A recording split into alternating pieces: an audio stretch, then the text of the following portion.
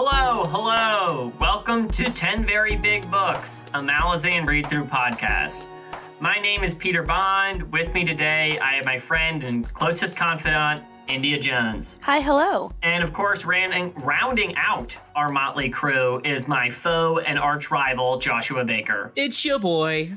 So here we are. We're doing the darn thing. And what we're going to be doing here on this particular show is we're going to be reading the Malazan Book of the Fallen, starting with Gardens of the Moon. We'll be reading a few chapters each week. Probably depends on what book we're on and this and that. And then coming together to discuss our general thoughts on what we read, characters, scenes we liked, questions, and you get the gist. You get it. The catch here is that I have read all 10 of the main books, and Indy and Josh have not. So whilst they are kind of mired in the confusion that is typical of reading the Malazan series, I will, in theory, be able to illuminate and provide guidance. However, we'll see how that goes. I wouldn't exactly claim scholarship myself. But, Josh, why don't you catch some speed on your experience reading fantasy, your reading, or if you've ever read anything like Malazan. Okay, so I'm Josh. I'm what you call a book boy. I do like reading. I've read a lot of fantasy. My favorite types of fantasy are long series where I read the first book and then I tell myself I'll read the rest and then never do. I'm very, very good at that. I believe you've done that with Discworld as well. I've done it with Discworld, Game of Thrones. I could name like 8 different series I've done that to on my bookshelf right now. I'm a monster. I have read all of Harry Potter. That's good, I guess. And I've not read any of the Malazan Book of the Fallen. Peter read it while we were college roommates, and he just screamed a lot while reading Gardens of the Moon, and that really turned me off from it for 7 years. So I'm really excited to now be forced to read it in a podcast. Pretty hype. India, what about your experience? Yeah, so I read a lot back in my day, the Click series and Gossip Girl, and then I kind of fell off. And then I came back hard with a really, really, probably the most, what do you call these kinds of books?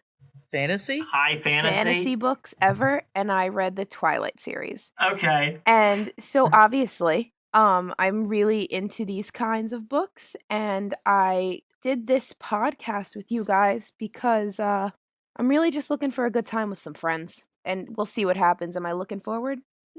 And Peter, I would like to point out you are in the minority. I as well have read the entirety of the Twilight Saga. Boom. Well, now listen, India, I know I've talked to you. I certainly hope you'll have a good time with friends. I do believe it's going to be quite different than reading the Twilight books. However, I have not read any of those, so I can't exactly 100% say they'll be different, but I have a strong inkling that it's going to be a very different reading experience. I am down for a challenge. Well, I'm glad to hear that. Right now, we're recording kind of a little pre-thing. We all have our copies of Gardens of the Moon. That's right. But we have yet to start reading them. We're going to read the prologue and the first 2 chapters and then come back and discuss them. But I just want to get this on record now, kind of before Indy or Josh have been exposed to the series and have had their impressions made. Neither of you know anything about Malazan, correct? I know there's 10 books. I don't even know the book we're reading. So it should be promising. We should be in for quite a treat. For the 2 years I lived with you, I thought the first book was Guardians of the Moon. And now it's Gardens, and it's much less interesting sounding. So. It's Guardians of the Galaxy. Got it. Once again, I think this is going to be quite different from that cinematic film as well. I think it's going to be... Well, I'm going to just blast 70s hits while I read it, though, to kind of evoke that imagery. Yeah.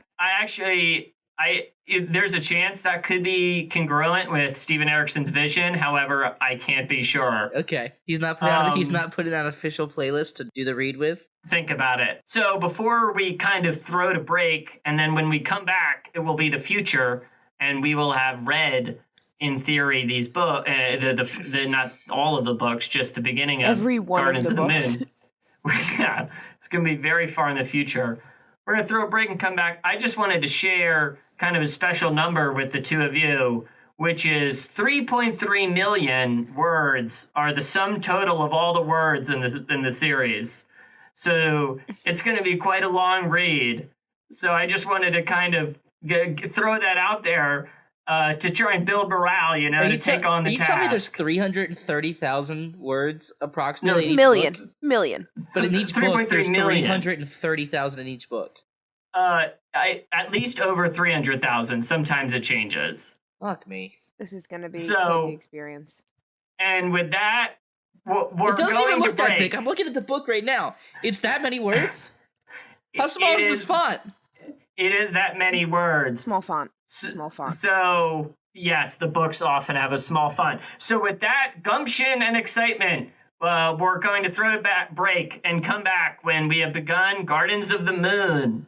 Yeah, give me a second. I got something to say.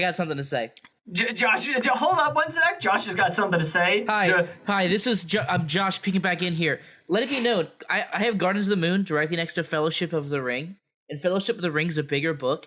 Fellowship of the Ring is 170,000 words, and Peter's telling me there's 300,000 in this tinier book next to it, and I'm livid. Well, I just first I got bad eyesight. Okay, I'm wearing glasses. I got new ones. They're a little bit bigger. My vision's kind of wonky, and it's some small font. I'm not excited. 330,000 words. Okay. Listen. Let me jump back in. I looked it up. Gardens of the Moon is only 200,000 words. 30,000 more than Fellowship of the Ring, and it's a bigger. Do you want to look at my webcam? I'll point it down there. Look, it's on the amp. Look, it's. I can't point with the webcam. It's there. Look, it's a lot of words.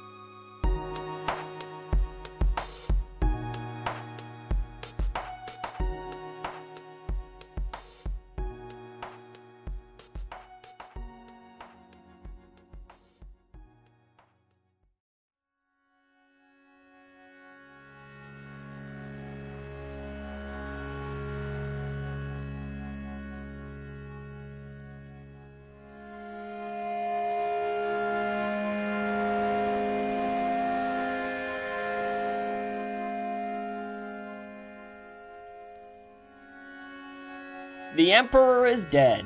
The prologue begins with Genois Paran, a young noble in the imperial capital, meeting Whiskey Jack, a commander of the Bridge Burners. They speak about Paran's wishes to become a soldier, and the unrest in the city, which is in some part due to Surly taking the throne. Surly soon crosses paths with this conversation, and she informs Whiskey Jack that he and the Bridge Burners are to be sent elsewhere. Surly has taken a new name, the Napan word for Throne Master, Lasine.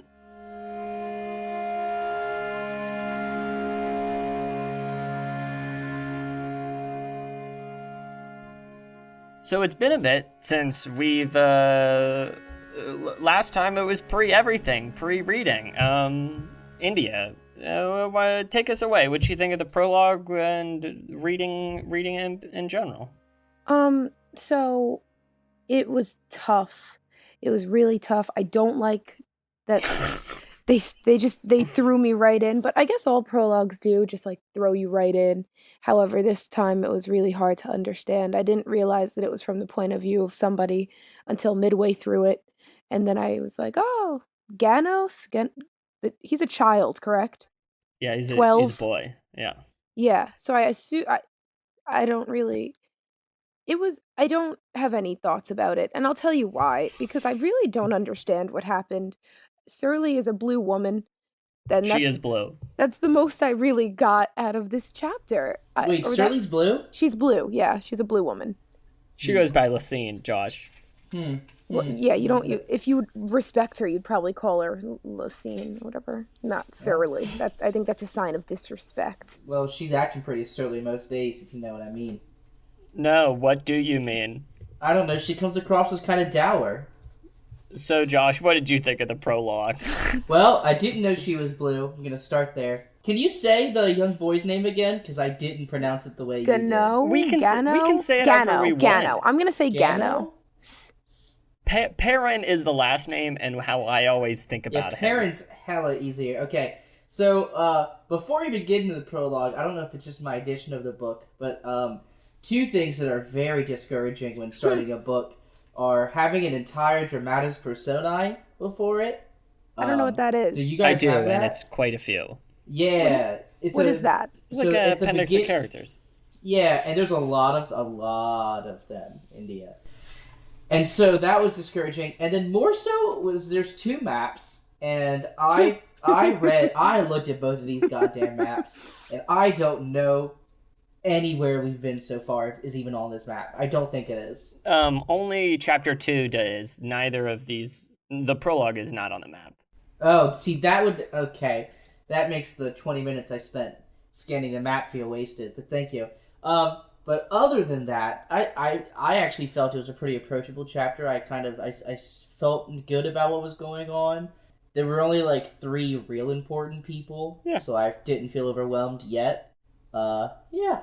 How did you read it, though, and understand what you were reading? I didn't, but I just was comfortable with the fact that I wouldn't understand what I was reading. He leaned into the chaos. Yes. Well, Peter, he hid from us once before that there was a glossary. So this time I was like, fuck this. I'm going to check if there's a glossary. And I did, and I found it, and it did nothing for me. There's a glossary? Holy shit! There's both a glossary and a list of all the characters. I didn't even know there was a... This is so nice. I just want to say the prologue really reminded me of just how great of a word Throne Master is. I mean, I don't mean to sound lame, but it's just a great badass word, and, the effect worked. So, yeah, my view. I have a second, just a quick random question. Shoot. When I was reading this, I ended on page 86. Okay. Did anybody else think that that's a lot of pages for 2 chapters? Yeah, that's about where I ended, but that's kind of how each chapter ends up being pretty long. I don't know what edition of the book you have though. So here's a quote I enjoyed from the chapter. It is when Perrin and Whiskey Jack are talking about Perrin's wishes to become a soldier. He is like, "Oh, does the world need any more wine merchants?" or something like that. And I really like that line, and I think I think it speaks to his character really well and an interesting idea. But then Whiskey Jack later says, "Taking up the sword is the last act of a desperate man." And it reminds me of the Isaac Asimov quote about violence being the last refuge of the incompetent. And, I just enjoyed the quote. So that's what I wanted to share. Yeah, there's some choice quotes, bud. Boo, boo. That's what I think of your tepid reaction. So, here, rewind. You boo, boo, boo, boo, boo, boo, boo. 20 out of 10, PV. Great quote choices. Real proud of you. It's actually so funny you bring them up, because I too was going to bring up those exact same quotes. Gotta love you some Asimov. Well, should we keep moving? I believe so.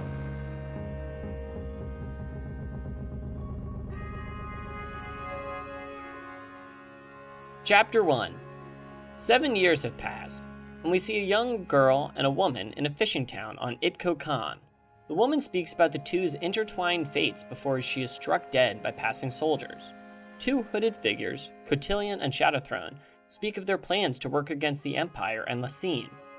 We now see the Malazan investigation on Itko Khan. The Imperial adjunct Lorne is investigating the slaughter. She recruits a young soldier, Ganois Paran. They conclude the attack was sorceress, and Ganois is promoted and sent to find the young woman and her father who are missing. Ganois travels and finds no record of them. The head of the Empress's assassins takes him to the Imperial capital by way of Imperial Warren. He, for the second time, sees Lacine, now fully on the throne of the Empire. He returns to his noble estate and speaks with his sisters. Finally, we see a young woman volunteer to travel to Genebacus. Her name is Sari.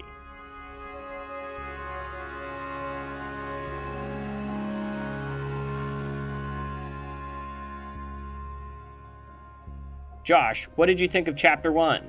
So, I like Chapter 1. It definitely... whereas with the prologue, I was like, oh, this is nice, it's just one spot, just one...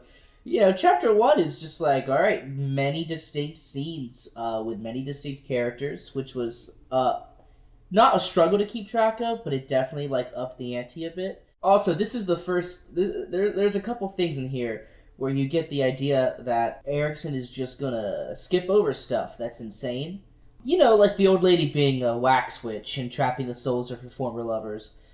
They just that's just a casual, yep, she is. It's just casual, that's just true. Yeah, I mean, I'm not trying to yuck any yums. And then, what are their names? Cotillion, great name, and Shadow Throne, too edgy. I guess it's the kind of alluded that they're living gods, and that's just like a thing. Huh. Yeah, right. Well- like it's sort of said, but it's again so offhand that you're like, nah, is that right? And I had to reread it, and yeah. So it does say that. Yes, maybe not Okay. this chapter, but maybe the next chapter. It's this one. It's this one. They definitely say it in this one. I thought they were demons because of all the shadows. No, demons are in the next chapter where again they're just said that they're there, and then we're good. So anyway, I really liked That's how I'm gonna pronounce his name. Ganny Boy. I like Ganny Boy a lot. He's he's just young and full of angst because he's a fantasy hero and he has to be. Of course, his family hates him because classic. He's fun, the horse scene in the throne room. 12 out of 10. And that's it. That's what I got. It's my hot take. I would just like to say, in Perrin's defense, I think he thinks his family hates him. Obviously, I would say I think that's all. We don't know much more than that, right? His sister definitely hates him. Well, they're all young and have a little bit of attitude. That's definitely true. It's true. India, what did you think? What'd you think of the chapter? Well, hearing you guys discuss the chapter is really interesting to me, because you can speak about it in a way that like it makes sense. Whereas for me, I just read words and I get like a skeleton of what's going on. And then I'm like, okay, well. So when I read it, I was like, this guy uses too many adjectives. So many adjectives. In fact, it's hard for me to remember the sentence. You're so on point. I like the adjectives. No, but... I don't, because we're talking about like the glove that the man hit that old lady with, and I forgot what even, like, I didn't even know why he did it. I feel like we've skipped over an entire thing that I just don't understand. This whole woman, was she even relevant, the woman that died? And I didn't even know that she died until like 5 pages later when they were like, yeah, and she's still on the street dead. That was confusing. The soldier struck her dead with his hand? He just hit her. He backslapped her, I guess. He's doing a lot of arm work. I don't know. That pimp hand was strong. And as he rode by, he leaned in his saddle and swung an open, gauntleted hand. The iron-scaled glove cracked against Rigga's head. Does anybody remember what happened at the beginning of that sentence? Because I don't. The sentence was too long for end. But, so all this to say, I didn't understand a lot of what you guys said. The way I saw it was there was this girl walking with an old lady. The old lady died for no reason because of 2 people. And then the girl was like mumbling weird things. And then I was like, is she even the girl anymore? Like, is she the old lady now? Did the old lady like put herself in the girl? And then I don't even know what they did to the girl. She just went in a shadow, and that was just the end of that. To be fair, I think it ends. Josh, I don't know if you have an idea what happened. It does end somewhat ambiguous. We know that she had this encounter, and then Cotillion and Shadowthrone show up, and then we're not really clear what happens. We just kind of cut away to them investigating the aftermath. Well, don't they take her away? Because they send the like demon dogs to slaughter all the army. Everyone else, yeah. Right, and then they take her away because they say like, "Oh, it's not so bad being the pawn of gods or whatever." Yes, right. yes. But what I'm saying, yes, that is not ambiguous. What I'm saying is, it is ambiguous what that means, and later. Oh, no idea. Yeah, see, that's yeah. Right. That's more what I was saying. So okay. So I feel like I'll be seeing her again. Chapter? What? At the end of the chapters, is that Sari's body? I thought it. So is it Sari? Sorry?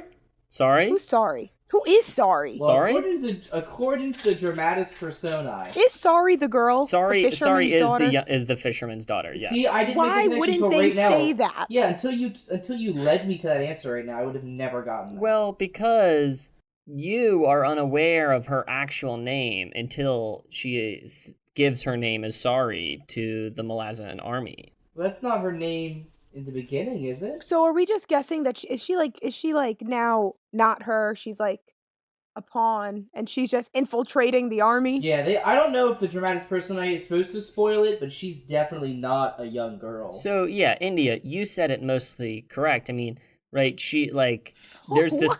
No, you had it entirely correct. A fishing village is torn apart by these 2 people, and then they take a young girl from the village and send her to the army, and they are a pawn of a god, to use, I think Cotillion says it at the end. Maybe it's Shadowthrone. Yeah, it's better to be. Yeah, so you had it right. I mean, they just something's amiss, and she is maybe not entirely herself. Oh, I have so many questions now. It's interesting to hear this when it's explained, because I have a very it's just been a real difficult time reading this book. Well, and as I've told you, I am much closer to your. Like, you got to remember, I've already read the book, so part of it is like, to me, it's like, oh, this all makes sense in retrospect, Right. I was deeply confused last time, so. So and by the end of this book, just to give me a glimpse into what I can expect, will I have any answers answered? Yes, you definitely will. All right. Okay. Not all of them, because it's a series, of course, but. Right, yeah. And then, before we move on, the Warrens made sense to you too? Do you understood that? Oh yeah, this sounds cool as shit. Yeah, it is cool. I really like it. No. No. It's like I don't know what's cool. the Imperial Warren. It's what him and Topper travel to the capital in. It's kind of like a magical portal. The world has many Warrens in it, which are kind of other planets, so to speak, other worlds, and like I would have just glazed over that casually. And the mages are like slipping in. Yeah, so like it's like this. Like there's the planet Fire. There's like it's like if I were to open a portal to Mars and like I would let out all the heat from Mars and it would burn someone. But then sometimes we could open the portal, go to Mars, walk 100 miles, and then come out 1,000 miles here. Do you know what I mean? It's like Warrens are these other worlds, and sometimes they're open to let loose, like, oh, the fire energy of the world, or the healing energy of the world. And then other times, like, for example, with this Imperial Warren, the Warren of the Empire, people use it to travel great distances. Oh. So, like, they're thousands of miles away, but he's like, let's slip into this other world, and then we'll come back to our world here. Yes. There are many worlds. It's just part of it. So. Yep. Okay. Yes. We can come back to. I mean, it's like foundational to the series. It'll make sense over time. And then this is an obvious answer that's a yes, but I just want to clarify. Mhm. So we're coming into the future, and that boy that was in the prologue is now A young man. and he's on the side of He became a soldier. So he's a good soldier Well, or a bad soldier? he is a soldier of the Empire, and I would assume we will discuss the relative morality of the Empire, so. Got it. All right. All right, so let's take a break, and when we'll come back, we'll talk about Chapter 2. We hope you enjoyed these words from our sponsors.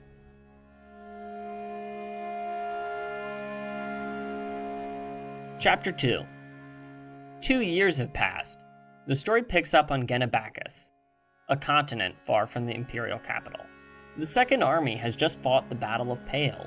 Tattersail, a mage in the army, takes in the aftermath. She watches as the bridge burners, led by Whiskey Jack, emerges from their costly subterranean post. She recalls the events of the earlier day. After a tryst with her ill-fated lover, the mages of the Second Army plan the attack on Pale, along with the sorceress rival, Hairlock. During the battle, the Second Army takes many losses, and Tattersail watches as mages and soldiers are destroyed. Hairlock is ripped in half, and his soul is placed in a marionette. The Tistiyandi and their fortress, Moonspawn, retreated from the allied city of Pale after it falls to the Malazan siege. Exhausted from the day, Tattersail speaks with Hairlock and has a reading from the Deck of Dragons. First, she sees the Night of Darkness, then the Twin Jesters, and she hears the sound of the spinning coin. In addition to Whiskey Jack, we also meet Quickben and Kalam. Amongst the bridge burners is a young Itko Kenese woman, Sari.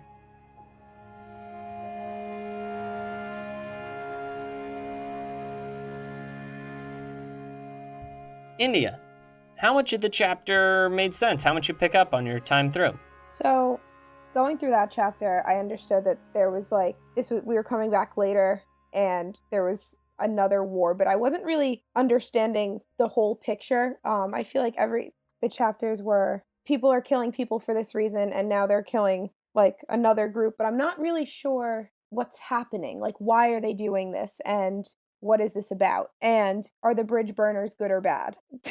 So those were a few of my questions. You were a little unclear on why the battle was taking place. Yes. Josh, did you feel confident in that? Not in the absolute slightest. I actually was pretty much the same as India. I understood a lot of the specifics of what was going on, but like the larger scale, I am pretty lost. Something that both of you picked up on that I didn't know until Peter said it with his mouth just now is that 3 years passed. Because I read a lot of fantasy and never look at dates, and I guess I have to now. Yeah. I just assumed these things were happening concurrently. For the record, 2 years, but I mean, it couldn't be concurrent. I mean, we just saw Sari on Itko Khan in the last chapter, and now we see her here on Ganabakis. Yeah, I didn't think about that, buddy. Well, I'm not really good at fantasy, but I do believe I have very strong critical thinking skills. So And that's where we differ. just throwing it out there. I'm a sheep, but I like swords. well, basically, the Malazan Empire is on the continent of Ganabakis and is expanding their reach. And Pale is one of the free cities that is opposing it. So as this empire is expanding, the city was allied with the Tistiandi and the Moonspawn. Now, okay, can I stop you there? Sure. I want to clarify. I think I've got this. Yeah. I want to confirm. Okay, so there's the Malazan Empire, Yes. which most of the characters we've met so far are a part of in some Yes. way. Most. Yes. Then there are several free cities on the continent, Yes. which are sort of like city-states, I imagine. Yeah, they're somewhat like that, yeah. Okay, now, who the fuck are the Tistiandi? And do they have a flying mountain fortress? They do have a flying mountain fortress, and it's on a moon. The moon spawn, if you will. Now I'm gonna back you up again.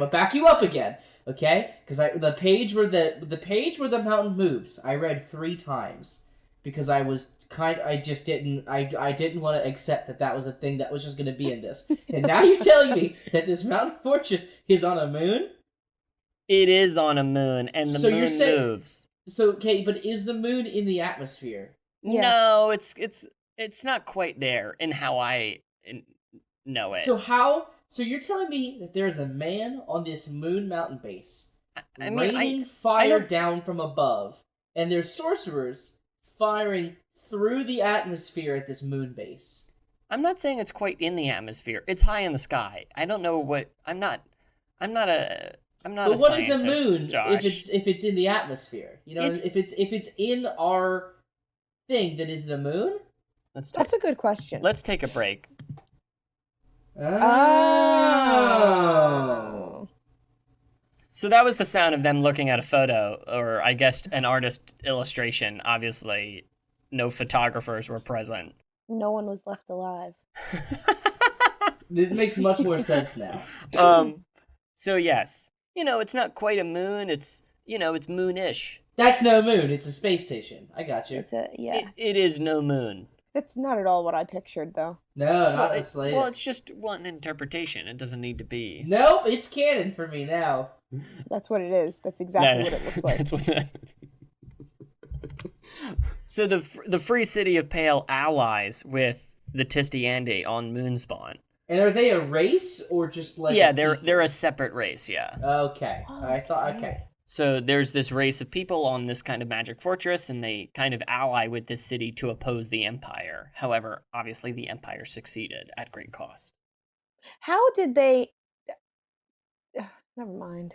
Yeah, I think we gotta wait. I got a lot of big lot picture of this questions. stuff's gonna make sense in time. Yeah. I hope so. So. Oh, and the book's called Gardens of the Moon. They're going on that moon, India. They have gardens up there. Wow. They're going on that fucking moon. This book's making sense.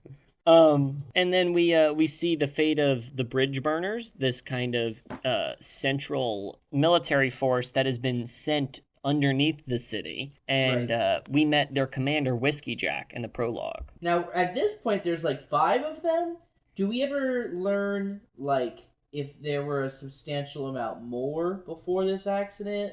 Like, were the bridge burners a big unit? And Sorry is a bridge burner. Sorry is a bridge burner. And we learn the numbers. We hear that there is almost 14,000 of them before they went under the city. And now there are only 30-ish. Damn. Ugh. So they took quite a toll by being sent under the city. And they even have a conversation that they feel like perhaps someone in the capital sent them under there to try and, take care of them, so to speak. I could see it. That makes sense. And of course, we see Sorry again. Josh, what did you think of chapter 2? I enjoyed it. As I said, this chapter had a couple pages where I literally went, oh yeah, I got it, and then like they got to the last sentence, and I would have to go, nup, nup, nup, nup, nup, nup, and I'd have to read the page again, and that happened a few times. Yeah. There's a moment in the battle where they're like, and then a demon erupted from the ground below, but was quickly vanquished. And end of information on said demon. So, like, I love that. Like, it's so fantasy, and I love it. So I'm excited to see more demons. I think it's hard to, like, create scale so early in a book, but I really got a sense of the scale of this warfare that's going on here, which I think is really cool. I agree with that. I think something that's really cool is, although I do agree you, like, have to kind of absorb everything that's being said. Like the Siege of Pale is clearly a shit show, It is like there's a huge battle sequence, and we see all these mages who we kind of just met but still get destroyed. I think it's a really cool chapter. I mean, I know you got to meet a lot of people and learn a lot of things, and I feel like it's kind of rare in fantasy to like see the end of only the end of something like this, Like I feel like a lot of times you see like the start of a siege, and then like a week or two passes, it's boring, the author invents some bullshit way for the heroes to get and say that you don't see a lot of like end game, we've been here 3 years, everyone fucking hates life, siege stuff. It's truly in media res in that way. But no, I think I enjoyed this one. I think the first chapter had a bit more frivolity at times, Sure. There is a decided lack of humor for much of this chapter. It is grim and upsetting, and I was into it. I think that's a little bit true about the battle, but I feel like I don't know. I think the chapter's pretty. There's a couple moments, yeah, and there's some really interesting stuff between Tattersail and Dude Who Dies. Cowlet. The friend with benefits. Friend with benefits, or something more. Who knows? Tattersail said some interesting stuff. Well, he's dead. Alright. Fair point. Who knows, man? Hairlock was once dead, but now he is a marionette, so... Accurate. Yeah, that was weird. Yeah, I would say, India, that's also weird in universe, which is new for us. I think that's true. What does that mean? It's like, it's weird to them, too, in a way. Like, it's like everyone. And I want to go on the record, if I die, I don't need to be brought back as a marionette. You can just... leave me. Got it. Noted. Peter. Yeah, no Noted. Reaction, I guess.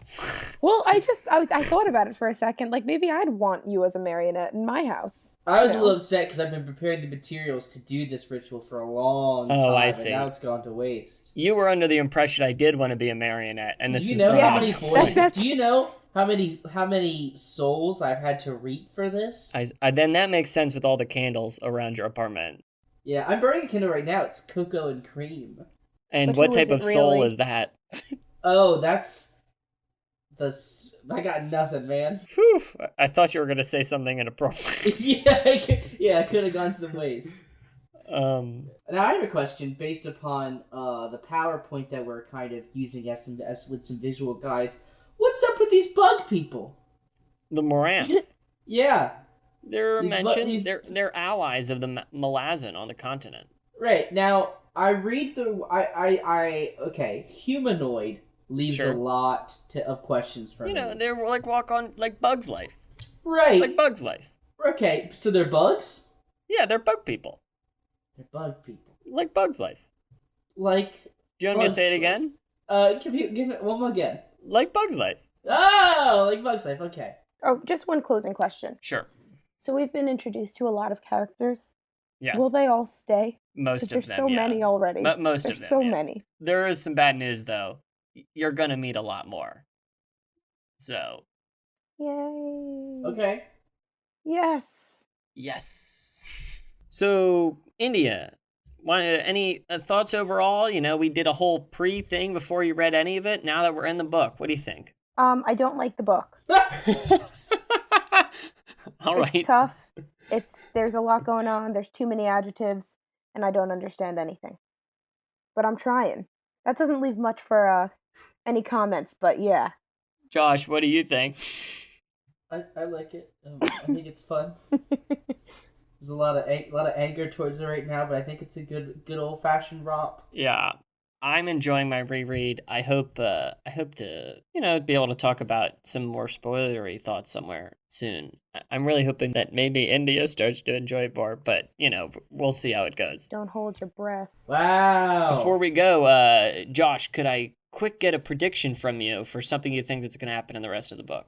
I think I'm going to be introduced to many more characters whose names I instantly forget, who have ranks in a military system I don't understand. India, can I get a India? And thank you. I would like to see more of Ganos' horse. India, can I get a prediction from you? This book in 2 chapters is already lacking any romance. So my prediction is that Sorry and Ganos are gonna, Oh, you think they're gonna? Wow. You think they're gonna smooch? Oh, I do. Sorry's like 8. No. Time has passed, Josh. She's 11. No, she's like 15. India is correct. I'm not certain about her age, but she's not that young. Okay. And this is, I don't know much about fantasy things, but I feel like this happens pretty frequently. What, you know the age of young women? Just young girls. Just seems, I don't know. She's not I that don't know young. either. Yeah, I don't know where we're going with this. I have no idea what's going on. Well, he's not that, but he's what, 21, the boy? That's my prediction, and I'm sticking to it. All right. Well, I guess we'll have to see. We're gonna come out with an episode in another 2 weeks. Follow us on Twitter at 10 Very Big Books. Hit us up on the iTunes or wherever you find your podcasts. You can email us at 10verybigbooks@gmail.com. Hopefully we can get some sort of mail segment going eventually, but that's the future, I suppose. That's Peter's prediction. That's my prediction. India, can you squeeze in a quick catchphrase? Yeah. Catch us next time going over A Tale of Malazan, Book of the Fallen, Asleep. Boom. Peter, I'm ready for you to ask me for my fun catchphrase. I don't want us to do catchphrases. No, Peter, I would very much like you to ask me for mine. I don't know what happened. It was a miscommunication. I'm ready for some more Stephen Eric's fun.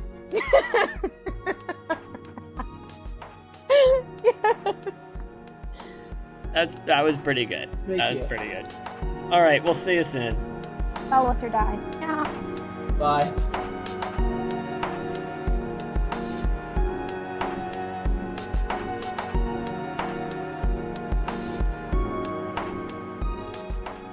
Hey everybody, AJ here, producer of 10 Very Big Books, just popping in to tell you that we finished recording these first couple episodes before we had a logo or any music, so we didn't have anybody to thank when we recorded those episodes, but now we do. Thank you to Dan Geserick for making the wonderful logo. You can check him out on Twitter at Dan Geserick for, quote, the hottest Flyers takes. That's the hockey team, the Flyers. And also thank you to Amaranthine for letting us use some songs from their album Simulant Rain, which you can find on Bandcamp. Links to their pages will be in the show notes, and 10 Very Big Books will be back in 2 weeks. Thank you so much for listening, and we will see you soon.